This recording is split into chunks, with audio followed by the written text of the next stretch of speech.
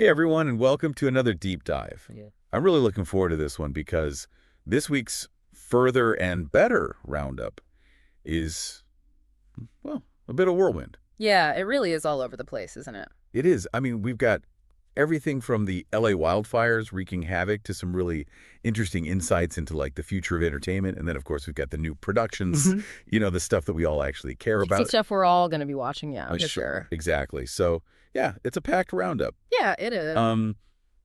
Should we maybe start with the LA wildfires? Because that's obviously, pretty heavy stuff. Yeah, definitely. I mean, it's just a stark reminder of, how real world events can really impact even something as, glamorous as the entertainment industry. Yeah. And I mean, the Roundup mentions the Critics' Choice Awards and the BAFTA Tea Party having to cancel. It's crazy. Can you imagine the scrambling to reschedule and, sort everything out? I mean... Yeah. It makes you think, like, how is the industry going to deal with this going forward? I mean, especially with climate change and these extreme weather events becoming more and more frequent. Yeah, that's the big question, isn't it?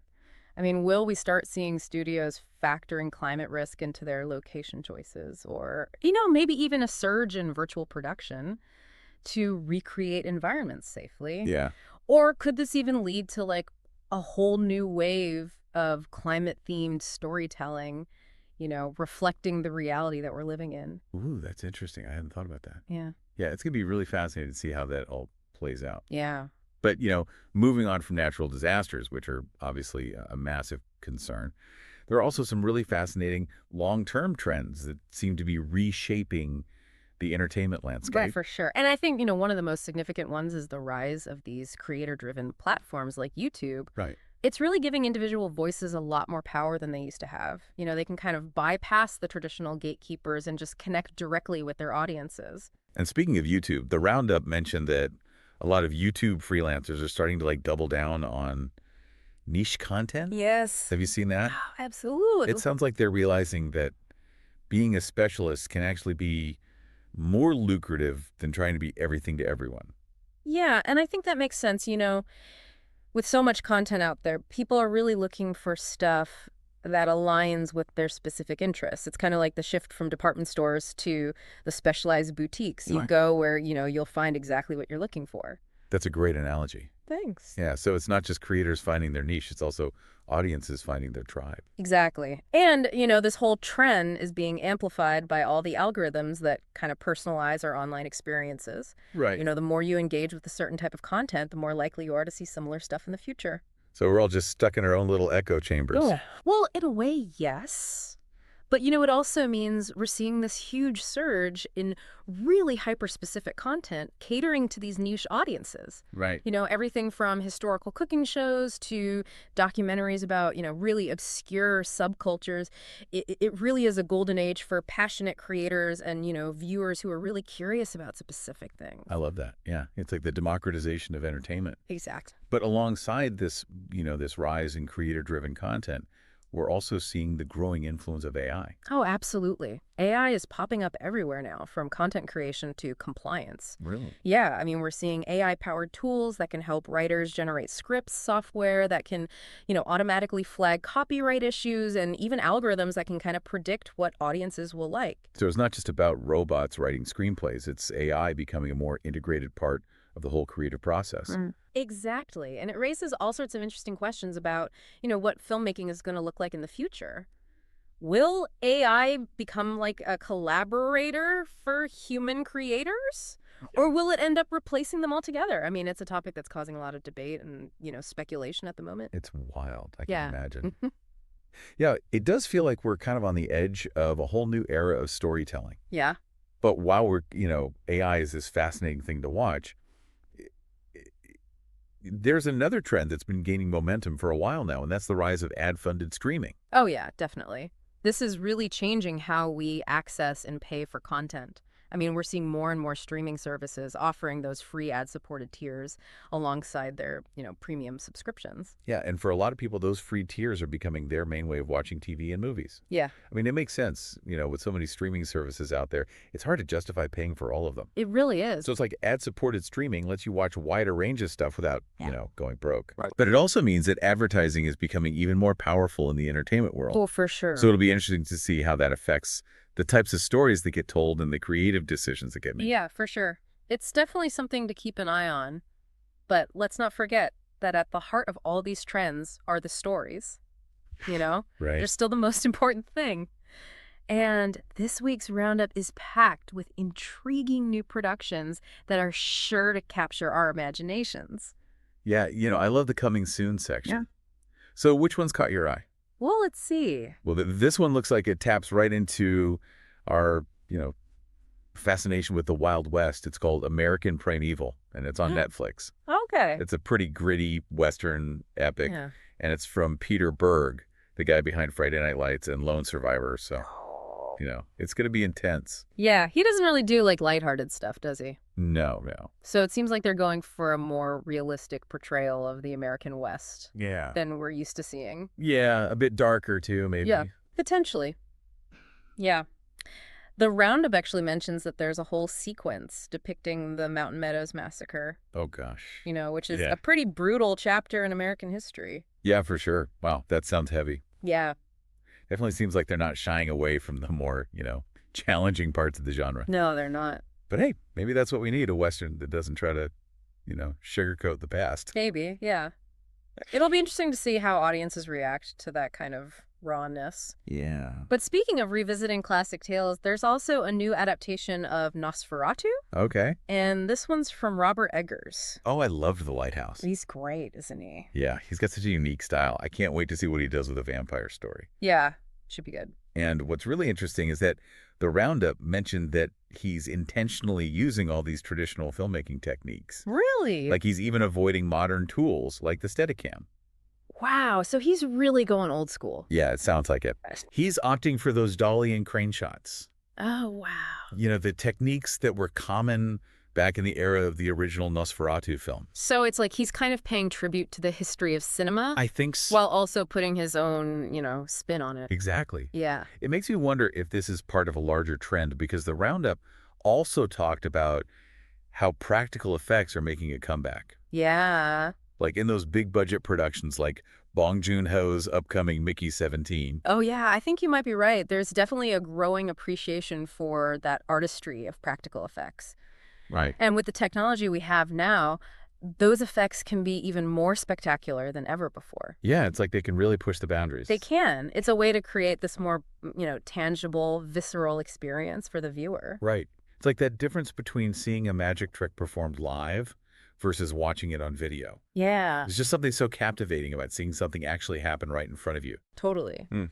And I think audiences are kind of craving that authenticity. They're tired of CGI that just feels fake or overused. Yeah. Practical effects bring that sense of realism and wonder that can really, transport you. Absolutely. Okay. Okay, so we've got gritty westerns, classic vampire tales, and the return of practical effects. What else is coming up? Well, how about a story about, defying expectations and reclaiming your own narrative? I'm listening. The Roundup highlighted this movie called The Last Showgirl. Okay. It stars Pamela Anderson. Oh, wow. And she plays this, 50-something Vegas dancer who refuses to be sidelined by ageism. That sounds like a really powerful role for her. It does, yeah. It's great to see these, more mature actresses getting opportunities to really showcase their talent and depth. Yeah, totally. And it's especially interesting how Pamela Anderson's own career resurgence seems to mirror that message of the film. Right. She's been very open about the challenge she's faced in Hollywood. Yeah. And now she's kind of back in the spotlight, but on her own terms. Yeah. It's a great reminder that it's never too late to, reinvent yourself or challenge the status quo. That's right. Speaking of pushing boundaries, we can't forget about Mickey 17, the new sci-fi film from Bong Joon-ho. Oh, yes. I mean, with a budget of $118 million and Robert Pattinson starring, Wow. this is going to be huge. It is. And the source material, the novel Mickey 7 is really thought-provoking. It explores identity and what it means to be human. So Yeah. we can definitely expect something visually stunning and intellectually stimulating from Bong Joon-ho. Yeah. Something that stays with you. Absolutely. I have no doubt about that. But, while these big-budget films are really exciting, I'm always curious about those smaller character-driven stories as well. Yeah, me too. Did the Roundup mention any of those? It did, actually. There's a new medical drama called The Pit. Okay. And it stars Noah Weil. Oh, wow. I remember him. Yeah, Dr. John Carter from ER, that's the one. back in the medical world. He is. I'm guessing this isn't just another ER, though, right? No, no, no. The creators have been saying that this is a totally fresh take on the genre. It focuses on, one single chaotic shift in this under-resourced emergency room. Got it. And the whole thing unfolds in real time. Oh, wow. So it should be pretty immersive. Yeah, that's a really cool concept. It sounds like they're going for a more, realistic and maybe even gritty portrayal of the healthcare system. Yeah. Perhaps even a bit of a commentary on the challenges that hospitals and healthcare workers are facing these days. Exactly. It's not just about the medical emergencies, it's about the human stories behind them. Right. The doctors, the nurses, the patients, they're all dealing with these really difficult situations and just trying to do their best under pressure. Yeah, it sounds like the kind of show that could really stay with you. It does. Get under your skin. Yeah. But let's be honest, not everything has to be so serious. Oh, of course not. Did the Roundup mention anything a bit lighter? Something the whole family could enjoy. As a matter of fact, it did Goosebumps, The Vanishing. Oh, wow. It's the second season of the Disney Plus series based on those R.L. Stein books. Oh, I loved Goosebumps as a kid. Yeah, they were great, weren't they? And this time the stories are set in Brooklyn's Gravesend neighborhood. Oh, fun. So it should have that, fun urban twist. Yeah. Perfect for family movie nights. Yeah, I think so too. They're creepy, but not too scary. And, they always have a good message about facing your fears and overcoming challenges. Which is always good for the kids. Always. Right? Speaking of overcoming challenges, the Roundup also mentioned this campaign called True to Texas. Okay. And it features a whole bunch of Texas-born A-listers. Really? Like Matthew McConaughey, Woody Harrelson, Renee Zellweger, Billy Bob Thornton. Wow, that's quite the lineup. Yeah, it's a big one. So what's it all about? Well, the initiative is all about showcasing Texas as a prime location for film and television production. Oh, interesting. They're highlighting the state's diverse landscapes, talented workforce, and those financial incentives to attract productions. So it's like a charm offensive to lure Hollywood to the Lone Star State. You could say that. And they're not just relying on star power. They're using cutting-edge virtual production technology as well. Oh, wow. To really, show off the state's potential. That's impressive. They're creating these virtual sets that can basically transport filmmakers anywhere they want. Wow. Without even leaving Texas. That's amazing. Yeah, it sounds like Texas is serious about becoming a major player in the entertainment world. Yeah, they do. But, no matter where these productions are filmed, it all comes down to the stories they tell. Of course. And one that caught my eye is A Complete Unknown, a biopic about Bob Dylan. Okay. And it's directed by James Mangold. Ooh, he's a good choice for that. He is. He's really good at capturing those complexities of iconic figures. Yeah. Yeah. Like he did with Johnny Cash in Walk the Line. Right. And Carroll Shelby and Ken Miles in Ford v. Ferrari. Yeah, those were great. And with Timothy Chalamet playing Dylan. Wow. This is going to be captivating. I mean, he's such a talented young actor. He is. I can't wait to see how he embodies such a, legendary musician and poet. It'll be interesting to see how he portrays Dylan's, evolution as an artist and his impact on American culture. It's a big challenge. Yeah. But I think Chalamet can pull it off. I have a feeling this film's going to be up for some awards. Yeah, I think so too. But while we're on the topic of the people behind these productions, the Roundup also mentioned some interesting moves happening in those executive suites. Oh, right, the behind-the-scenes stuff. Yeah. Okay. There are always these appointments and departures that can really shake things up at those major studios and production companies. Right. It's like a constant game of musical chairs in Hollywood. It is. Yeah, with those executives moving from one company to another, bringing their, expertise and vision with them.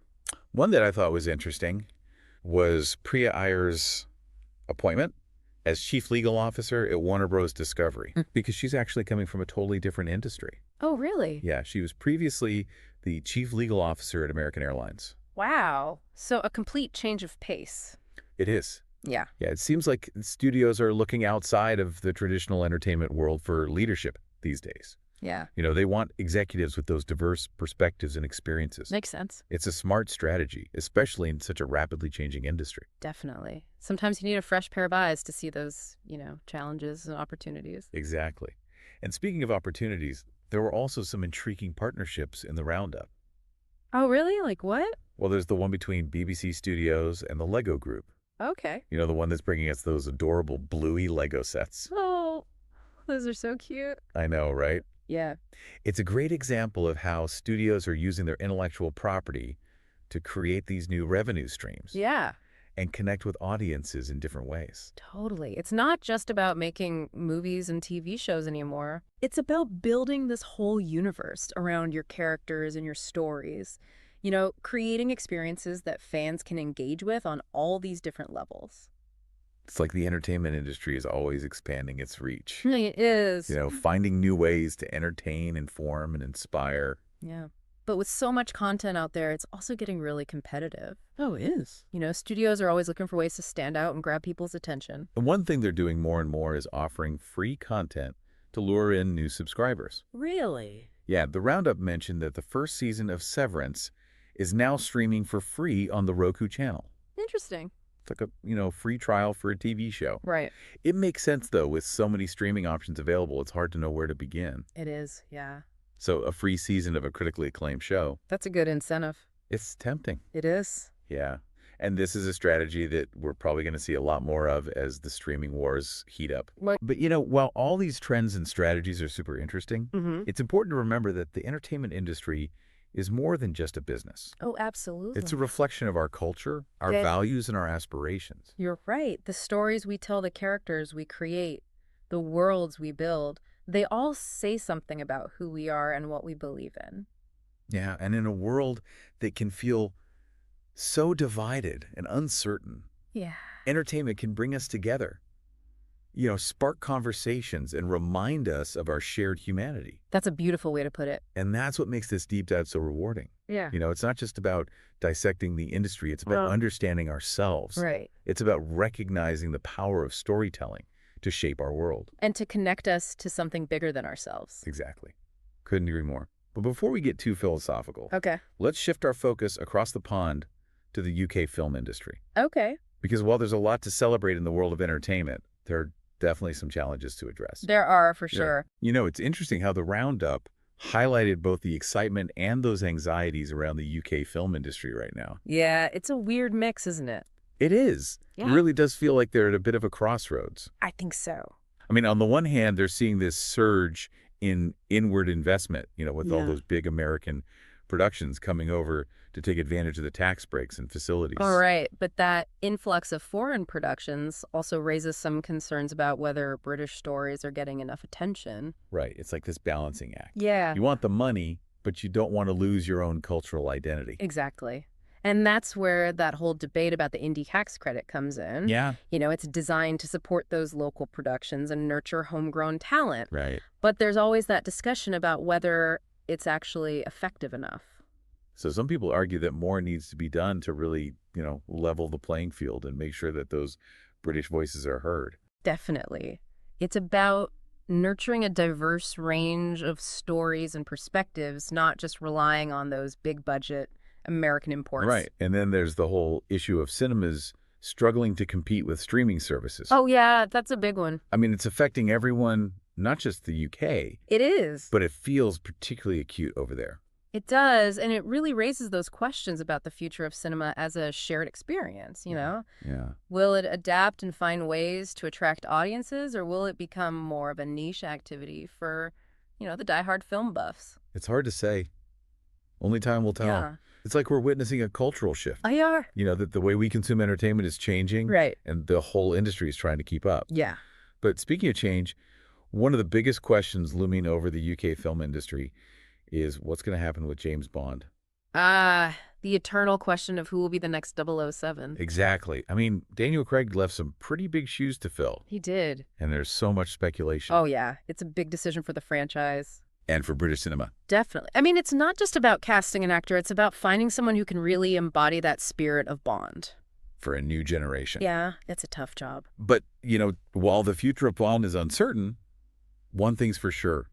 Change is the only constant in this industry. That's the truth. Yeah. And we've seen that throughout this whole deep dive, haven't we? We have. From the LA wildfires to those evolving trends of creator-driven platforms and AI. The industry is constantly in flux. It is. Yeah. It's exciting and a little bit scary at the same time. It is.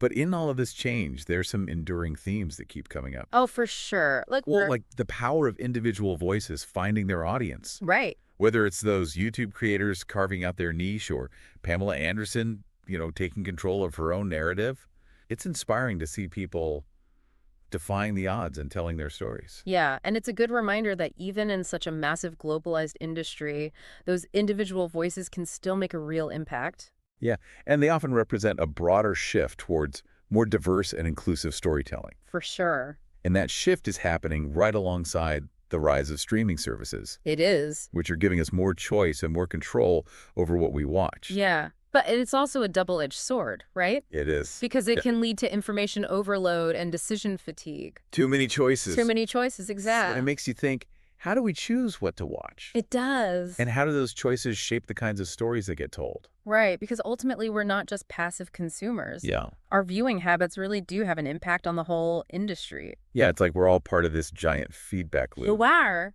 You know, the choices we make influence what gets funded, what gets produced, and what gets seen. Exactly. Yeah. So maybe the takeaway from all of this isn't just about knowing the latest industry news. Right. It's about being more mindful of our own role in shaping the future of entertainment.